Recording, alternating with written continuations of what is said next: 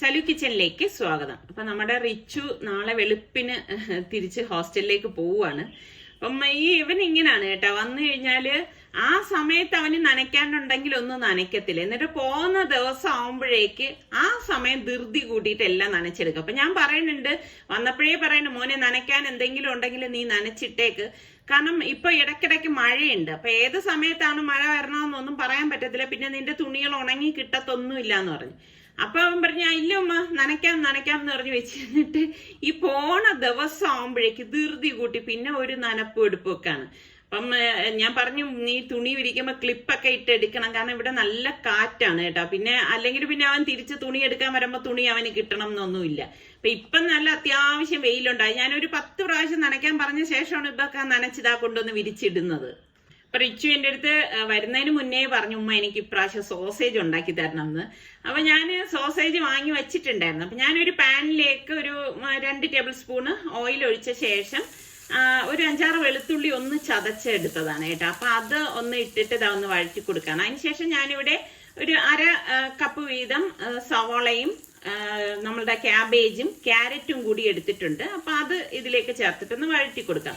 ഇതിനൊന്നും അങ്ങനെ പ്രത്യേകിച്ച് ഒരു കണക്കൊന്നും ഇല്ല കേട്ടോ. നമുക്ക് എത്രയാണോ വേണ്ടത് അതിനാവശ്യത്തിന് അങ്ങ് എടുത്താൽ മതി.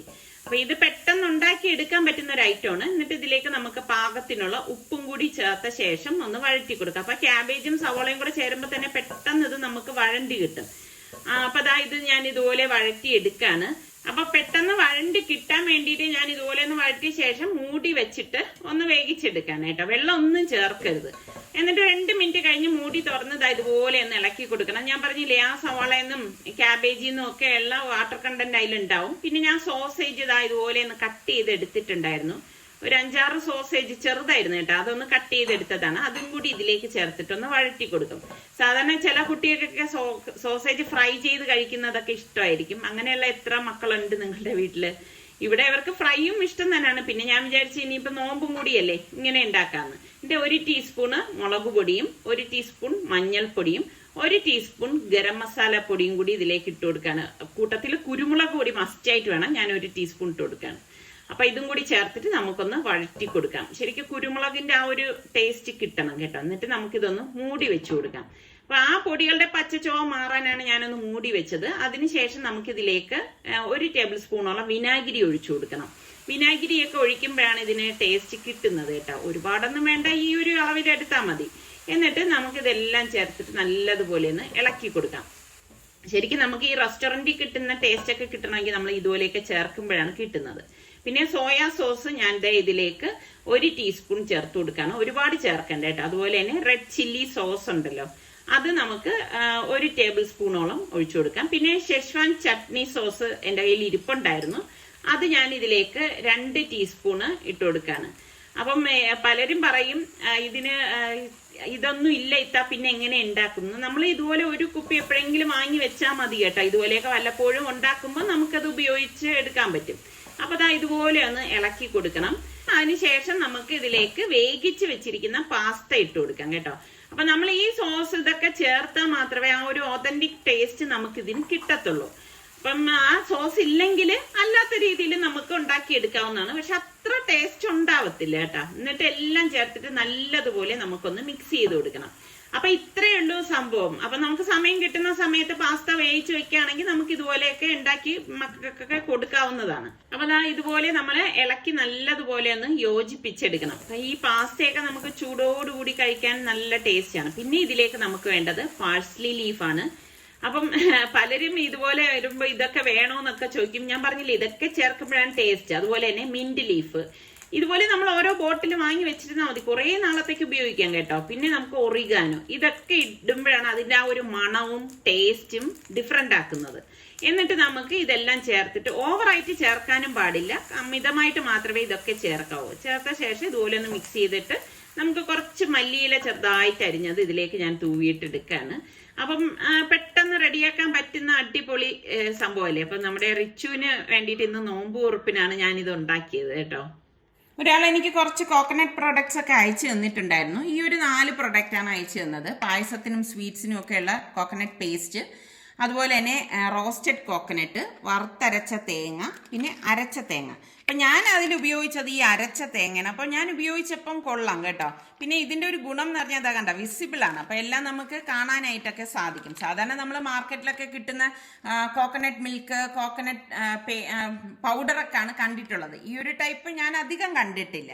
അപ്പം നിങ്ങൾക്ക് ഇതിൻ്റെ ഡീറ്റെയിൽസ് വേണം എന്നുണ്ടെങ്കിൽ നിങ്ങളൊന്ന് കമൻറ്റ് ചെയ്താൽ മതിയേ.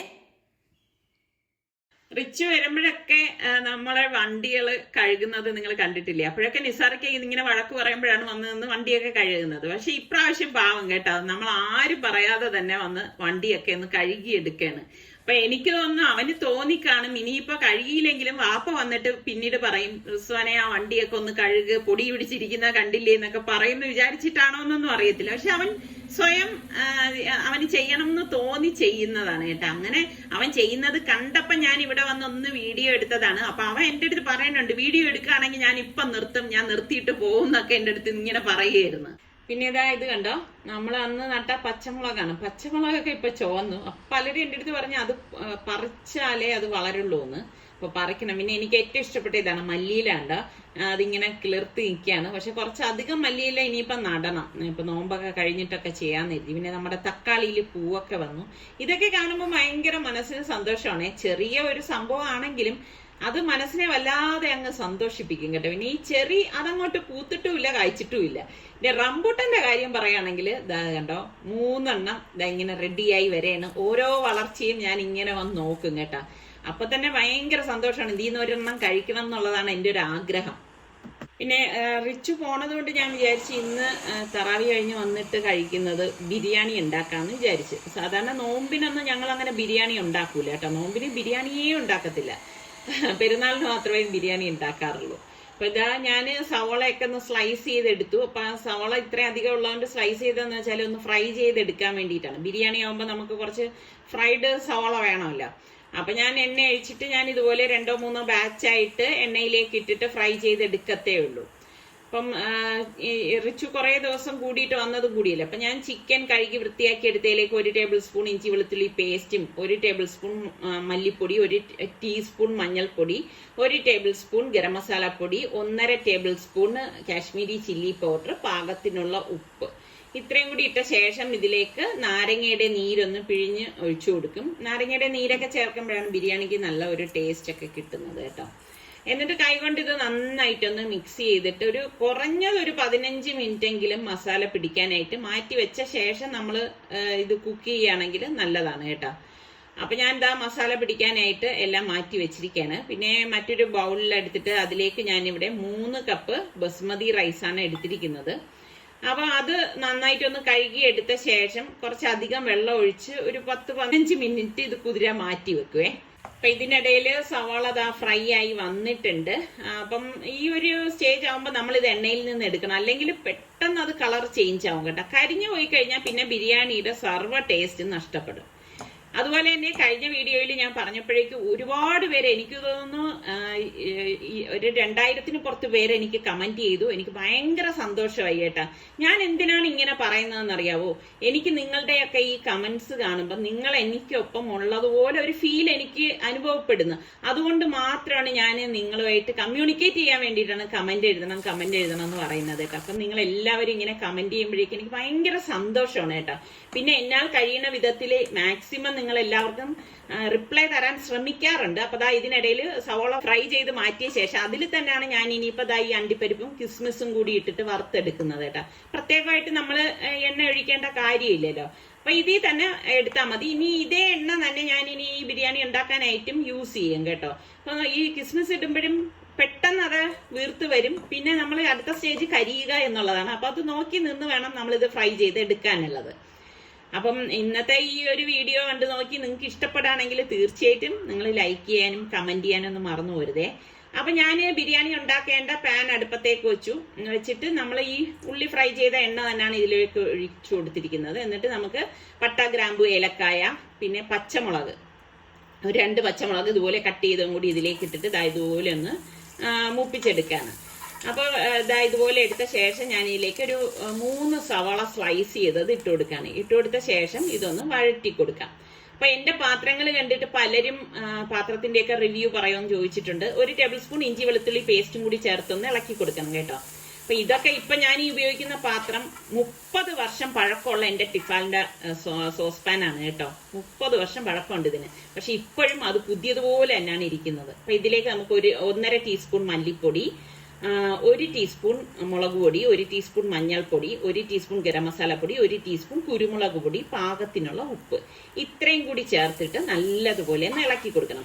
അപ്പൊ ഈ പാത്രമൊക്കെ നമ്മൾ വാങ്ങിക്കുമ്പോൾ എപ്പോഴും ശ്രദ്ധിക്കേണ്ടത് നല്ല ക്വാളിറ്റി പാത്രമാണെങ്കിൽ ഇത് ദീർഘകാലം നിൽക്കും കേട്ടോ. അപ്പൊ ഞാൻ എന്താ ചിക്കൻ ഇതിലേക്ക് ചേർത്ത് കൊടുക്കാണ്. ചേർത്ത് കൊടുത്തിട്ട് നമുക്ക് എല്ലാം ചേർത്തിട്ട് നല്ലതുപോലെ ഒന്ന് ഇളക്കി യോജിപ്പിച്ചു കൊടുക്കാം. ഇതുപോലെ അടി ചേർത്ത് ഇളക്കിയെടുക്കണം. അപ്പം അതാണ് ഞാൻ പറഞ്ഞത്, നമ്മൾ നല്ല ക്വാളിറ്റി പാത്രം എടുക്കുകയാണെങ്കിൽ അത് പെട്ടെന്നൊന്നും ചീത്താവത്തേയില്ല. 30 വർഷം എന്ന് പറഞ്ഞാൽ ഒരു ചില്ലറ കാര്യമല്ല കേട്ടാ. എന്നിട്ട് ഇതേ കുറച്ചധികം പുതിനയിലയും കൂടി ഞാൻ ഇതിലേക്ക് ഇട്ടിട്ട് മൂടി വെച്ച് ഇതൊന്ന് വേവിച്ചെടുക്കാൻ പോവുകയാണ്.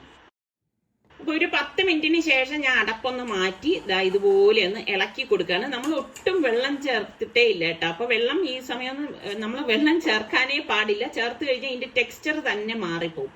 അപ്പൊ അടിക്ക് പിടിക്കാതിരിക്കാനാണ് നമ്മൾ ഇളക്കി കൊടുക്കുന്നത്. അതിനുശേഷം വീണ്ടും ഞാനൊന്ന് മൂടി വെച്ചു കൊടുക്കണം. അപ്പൊ ഞാൻ റൈസ് വേവിക്കാൻ വേണ്ടി ഞാൻ 1 കപ്പിന് 1.5 കപ്പ് എന്നുള്ള കണക്കിൽ ഇപ്പൊ 4.5 കപ്പ് വെള്ളം എടുത്തിട്ടുണ്ട്. ഇതിലേക്ക് നമ്മൾ ഫ്രൈ ചെയ്ത ഉള്ളിന്ന് 1 ടേബിൾ സ്പൂൺ ഓയിൽ ഒഴിച്ച ശേഷം 1 നാരങ്ങയുടെ നീര് പിഴിഞ്ഞൊഴിച്ചു കൊടുക്കാണ്.